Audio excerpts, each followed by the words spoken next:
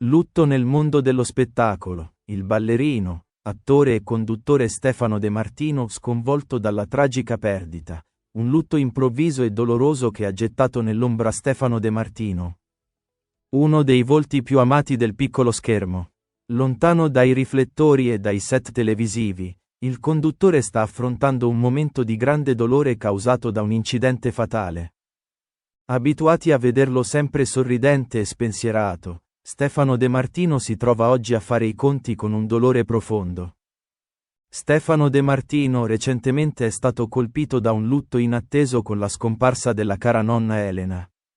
Il conduttore, che non aveva ancora rilasciato dichiarazioni pubbliche sul doloroso evento, ha voluto condividere un toccante ricordo della donna durante la puntata di Ciao Maschio. Il programma che da febbraio va in onda su Rai 1 ed è condotto da Nunzia De Girolamo. Il 5 febbraio scorso è arrivata la triste notizia, all'età di 85 anni. La donna è deceduta a causa di un tragico incidente domestico. Secondo quanto riportato, la nonna di De Martino sarebbe caduta all'interno della sua abitazione. E purtroppo i soccorsi giunti sul posto non sono riusciti a salvarla. Con la voce tremante, Stefano De Martino ha descritto sua nonna come un vero e proprio punto di riferimento femminile. Ai suoi occhi è stata una donna forte e determinata che ha esercitato un'influenza profonda sulle decisioni della famiglia intera.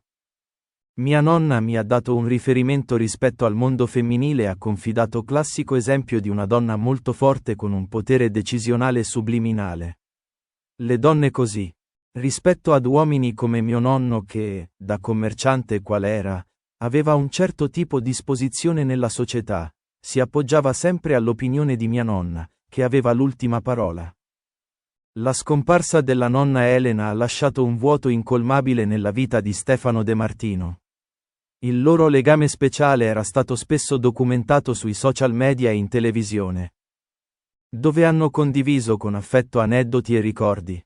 La signora, infatti, non era solo una parente cara, ma anche un personaggio pubblico che aveva conquistato il cuore dei fan.